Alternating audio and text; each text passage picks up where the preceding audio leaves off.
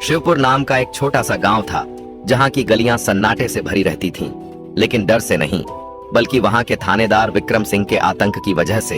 विक्रम कोई आम दरोगा नहीं था। वो अपने पद और वर्दी की ताकत को जुल्म की चादर बना चुका था। उसकी आंखों में कानून नहीं बल्कि लालच और वासना का जहर भरा था। गांव की मासूम लड़कियां जो स्कूल या कॉलेज जाती थीं, उनसे उलटी सीधी बातें पूछना, रास्ता रोकना और जबरदस्ती थाने बुलाकर उन्हें झूठे केसों में फंसाने की धमकी देना उसका रोज का काम था। वो अक्सर कहता, हम दरोगा हैं, कानून क्या है हम बताते हैं। और गरीबों से तो उसकी नफरत कुछ और ही थी। खेतों की जमीन से लेकर गाय बकरी तक वो छीनने पर आमादा रहता। अगर कोई विरोध करता तो सिपाही मोहन और रंजीत नाम के दो साये उसके साथ होते जो डंडों से बात करते थे। विक्रम गांव में डर का ऐसा माहौल बना चुका था कि बूढ़े बुजुर्ग भी उसकी जी हुजूरी करने लगे। पंचायत तक बिक चुकी थी। हर रात कोई न कोई लड़की थाने ले जाई जाती और सुबह उसे बदनामी के डर से चुप रह जाना पड़ता। कोई पत्रकार या नेता आवाज उठाने की कोशिश करता तो उसे नक्सली संबंध जैसे आरोपों में फंसा दिया जाता। इसी बीच गांव में एक दिन एक अजीब दृश्य देखने को मिला।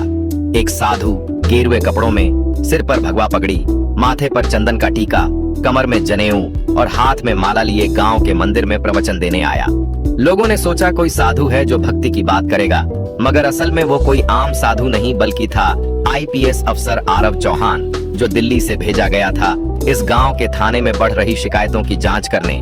लेकिन उसने तय किया कि वो वर्दी पहनकर नहीं बल्कि उस व्यवस्था को भीतर से देखने आएगा जिसमें वर्दी ही अपराध की ढाल बन गई है। आरव ने गांव में धीरे धीरे लोगों से मेलजोल बढ़ाया। बच्चियों से पूछा कि वो पढ़ने क्यों नहीं जाती, और हर रात वो एक नए घर की चौखट पर बैठकर गांव वालों के दर्द सुनता। लोगों ने उसे सच्चा बाबा समझ लिया और कहने लगे, हे बाबा, आप ही कुछ कर सकते हो। धीरे धीरे उसे दरोगा विक्रम की करतूतों की पूरी लिस्ट मिलने लगी। किसके घर से पैसा वसूला, किसकी बेटी को रात में उठाया गया, किस पर झूठा मुकदमा चला, ये सब वो अपनी डायरी में लिखता गया। मगर एक दिन उसने तय किया कि अब समय आ गया है असली खेल खेलने का। वो सुबह सुबह थाने पहुंचा और बोला, दरोगा जी, एक लिखत करवानी है। विक्रम ने उसे ऊपर से नीचे तक देखा और हंसा। बाबा, थाने में क्या चिट्ठी पत्री करवाओगे, यहाँ तो एफआईआर लिखती है। आरव ने मुस्कुराकर जवाब दिया, बिल्कुल वैसा ही, एक लड़की की इज्जत गई है, उसकी शिकायत करनी है। विक्रम चौंका, कौन लड़की? आरव ने गांव की एक मासूम बच्ची का नाम लिया जिसे उसने 2 दिन पहले रात में थाने बुलाया था और अब वो घर से बाहर नहीं निकलती। विक्रम ने बात घुमा दी और बोला, बाबा, साधु संत को इन वर्ल्डली मामलों से दूर रहना चाहिए। मगर आरव ने तब पहली बार आंखों में आंखें डालकर कहा, धर्म का मतलब है अन्याय के खिलाफ खड़ा होना। ये सुनकर थाने का माहौल ठंडा पड़ गया। मोहन और रंजीत भी कमरे में आ गए। उन्होंने बाबा को बाहर निकालने की कोशिश की, लेकिन तभी आरव ने अपने गेरुए कपड़ों से एक मोबाइल निकाला जिसमें दरोगा की सारी बातें, धमकियां और लड़की के रोते हुए बयान रिकॉर्ड थे।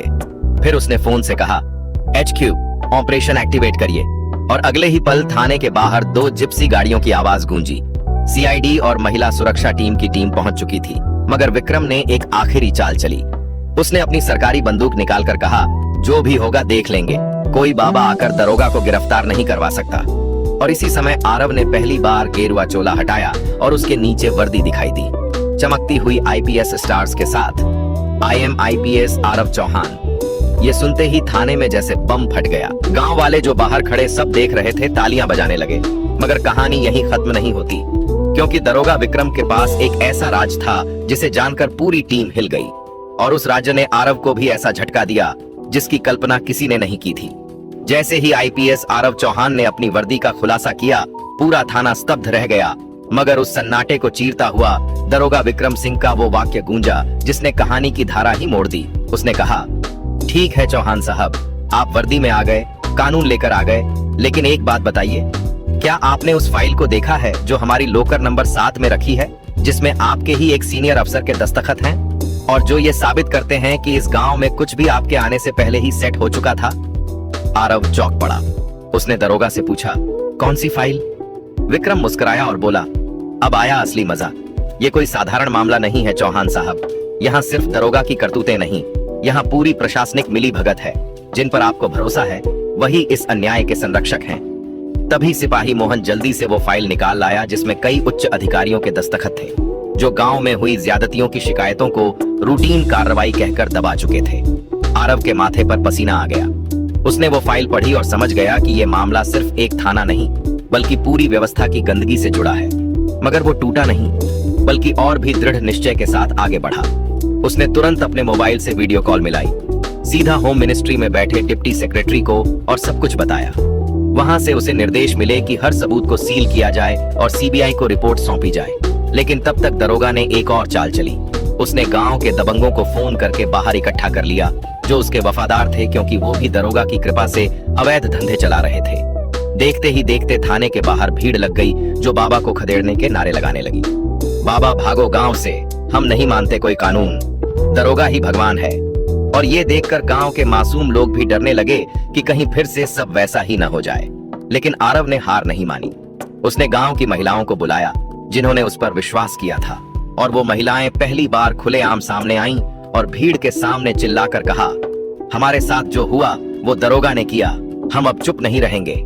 तभी एक बुजुर्ग महिला, जिसकी पोती को जबरन उठा लिया गया था, थाने के बाहर आई और बोली, आज से मेरी जुबान बंद नहीं रहेगी। यह देखकर बाकी लोग भी आरव के साथ हो गए और नारे लगने लगे, आईपीएस आरव जिंदाबाद, नारी सम्मान जिंदाबाद। अब माहौल पूरी तरह बदल गया था। दरोगा समझ चुका था कि खेल पलट गया है, लेकिन उसकी हवस और सत्ता का नशा अभी भी बाकी था। उसने मोहन और रंजीत को इशारा किया और खुद भागने की कोशिश की, मगर आरव ने पहले ही चारों ओर सादी वर्दी में महिला अफसरों की टीम तैनात कर दी थी, जिन्होंने दरोगा को थाने से बाहर निकलते ही घेर लिया और हथकड़ी पहना दी। मगर जैसे ही उसे गाड़ी में बैठाया गया, तभी उसने हंसते हुए कहा, सिर्फ मुझे पकड़कर क्या बदल लोगे? असली खेल तो अभी बाकी है।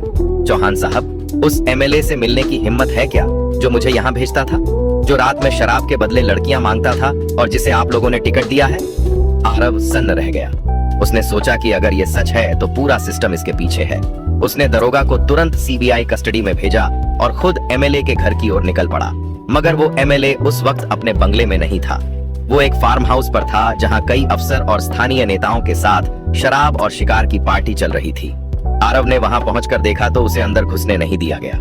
बिना परमिशन कोई नहीं जा सकता, मगर उसने अपनी पहचान दी और कहा, मैं बिना वारंट घुसूंगा, क्योंकि मेरे पास वीडियो है जो सबकी आंखें खोल देगा। और तब उसने वो वीडियो दिखाया जिसमें एमएलए, दरोगा और कुछ बड़े अधिकारियों की मीटिंग रिकॉर्ड थी, जो गांव की मासूम लड़कियों को कमोडिटी की तरह चर्चा कर रहे थे। वहां बैठे एक युवा नेता ने ये सुनते ही आरव से हाथ जोड़कर कहा, मैं इसके खिलाफ बोलूंगा, बस मेरी पहचान न बताइए। अब आरव के पास वो हथियार था जिससे पूरी साजिश का पर्दाफाश हो सकता था, मगर खतरा भी बढ़ गया था। एमएलए ने आरव को चेतावनी दी, अगर मुझे छेड़ा तो तुम्हारा ट्रांसफर लद्दाख करवा दूंगा। मगर आरव ने जवाब दिया, मैं आईपीएस बना हूं डरने के लिए नहीं, बदलने के लिए। और फिर उसने पूरी रिपोर्ट दिल्ली भेज दी, जिस पर जल्द ही मीडिया ने पकड़ बना ली। न्यूज चैनलों पर साधु निकला आईपीएस, गांव की बेटियों का मसीहा जैसे हेडलाइन चलने लगी।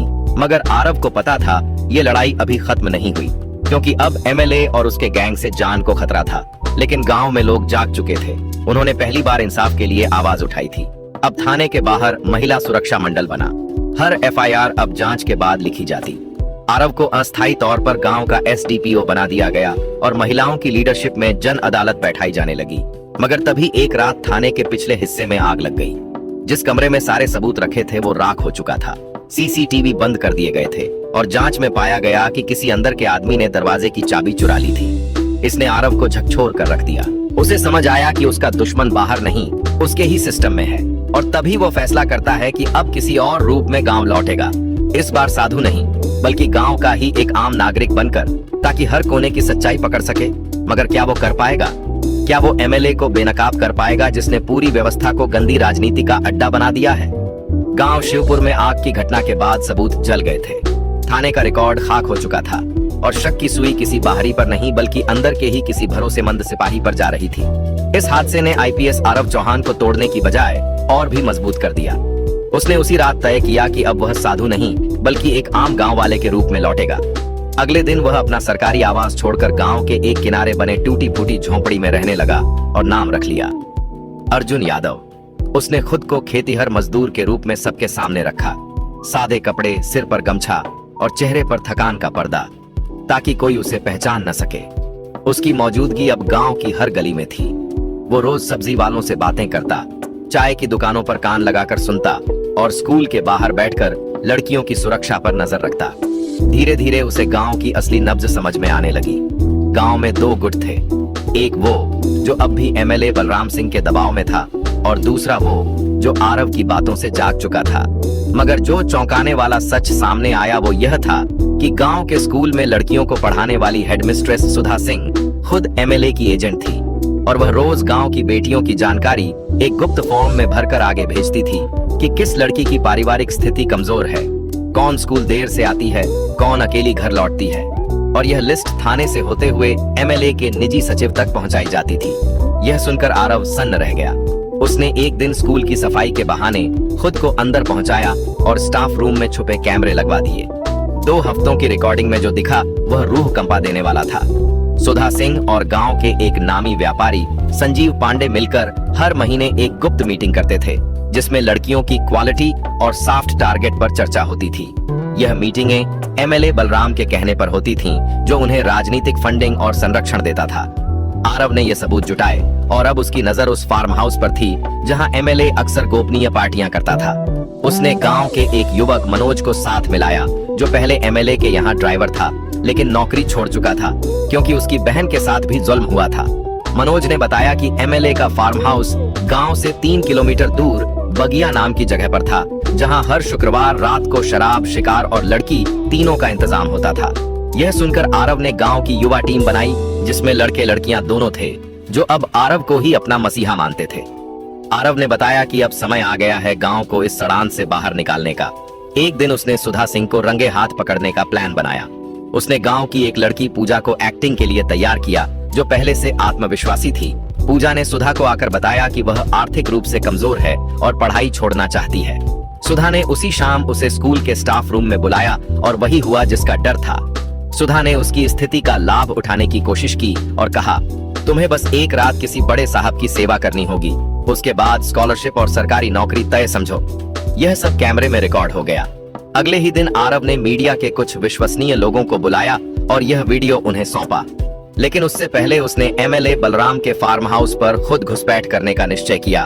उसने मनोज की मदद से एक नकली पार्टी कार्ड बनवाया जिसमें लिखा था, विशेष अतिथि अर्जुन यादव, सामाजिक कार्यकर्ता। उसी कार्ड के सहारे वह फार्म हाउस में दाखिल हुआ जहां अंधेरे में तेज लाइटों, डीजे और महंगे लंच का इंतजाम था। लेकिन जब वह अंदर पहुंचा तो एक कोने में बैठे एमएलए ने उसे पहचान लिया। तू वही है ना, आईपीएस वाला बाबा? उसकी आंखों में गुस्से की लहर दौड़ गई, मगर आरव ने मुस्कुराते हुए कहा, बिल्कुल, अब देखता हूं तू कहां छुपेगा बलराम सिंह। और तभी उसने जेब से एक वायरलेस डिवाइस निकाली जिससे पहले से छुपे पुलिस अधिकारी जो बाहर इंतजार कर रहे थे फार्म हाउस में घुस आए। लेकिन तभी बिजली चली गई और गोलियों की आवाज गूंजी। किसी ने बाहर से फायरिंग शुरू कर दी। एक गोली आरव की बाजू में लगी लेकिन उसने हार नहीं मानी। फार्म हाउस के अंदर मौजूद कैमरों की रिकॉर्डिंग महिला आयोग और सीबीआई को भेज दी गई। फार्म हाउस से कई वीआईपी लोगों को गिरफ्तार किया गया और मीडिया में यह खबर आग की तरह फैल गई। लेकिन एमएलए मौके से फरार हो गया। आरव को अब जनता से भी ज्यादा राजनीतिक ताकतों से खतरा था। उसकी छवि पर आरोप लगने लगे कि उसने साजिश की। विपक्षी पार्टियां उसे राजनीतिक एजेंट कहने लगीं। मगर तब गांव की उन्हीं महिलाओं ने आरव के पक्ष में दिल्ली तक जाकर प्रदर्शन किया और राष्ट्रपति तक ज्ञापन भेजा। देश भर की बेटियां सोशल मीडिया पर हैशटैग चलाने लगीं। Justice by IPS Rao. मगर कहानी यहीं खत्म नहीं हुई। आरव को एमएलए की अगली चाल का अंदेशा हो गया था क्योंकि उसके कुछ पुराने दोस्त जो इंटेलिजेंस ब्यूरो में थे उन्होंने बताया कि एमएलए अब नेपाल भागने की फिराक में है और अगर वो एक बार बॉर्डर पार कर गया तो कानून के हाथ बहुत देर से पहुंचेंगे। इसीलिए आरव ने बिना समय गंवाए बॉर्डर इंटेलिजेंस और एसएसबी के अधिकारियों से संपर्क किया और खुद नेपाल बॉर्डर पहुंच गया। वह जानता था कि एमएलए के पास अब 2 रास्ते हैं, या तो आत्मसमर्पण या मौत, और वो आरव से बदला लेने के लिए किसी भी हद तक जा सकता है। आरव ने बॉर्डर पर एक गुप्त ठिकाना बनाया और 2 दिन तक लगातार निगरानी की। तीसरी रात एक काले रंग की स्कॉर्पियो गाड़ी भारत नेपाल सीमा की ओर बढ़ी जिसमें एमएलए बलराम मौजूद था। जैसे ही गाड़ी बॉर्डर चेकपोस्ट के पास पहुंची, आरव ने एक छलांग में गाड़ी के आगे छलांग लगाई और चीखा, बलराम सिंह रुक जाओ। मगर गाड़ी रुकी नहीं, उसे मारने की कोशिश की गई। तब आरव ने एक पत्थर से गाड़ी का शीशा तोड़ दिया। अंदर मौजूद ड्राइवर घबरा गया और गाड़ी एक पेड़ से टकरा गई। एमएलए घायल अवस्था में बाहर निकला और बोला, तू जीत गया, मगर याद रख मेरे जैसे 1000 हैं इस सिस्टम में। आरव ने शांत स्वर में कहा, अगर मैं अकेला भी हूँ तो तुम जैसे हजारों को खत्म करने का हौसला रखता हूँ। और फिर बलराम को हथकड़ी पहनाकर दिल्ली लाया गया जहाँ प्रेस कॉन्फ्रेंस में उसकी असलियत देश के सामने लाई गई। मगर अब भी आरव के सामने सबसे बड़ा सवाल था, क्या उसके जैसे एक आईपीएस अफसर के दम पर पूरी व्यवस्था बदली जा सकती है या नहीं। एमएलए बलराम सिंह की गिरफ्तारी के बाद पूरे देश में तहलका मच गया था। गांव शिवपुर का नाम राष्ट्रीय अखबारों की सुर्खियों में छा चुका था।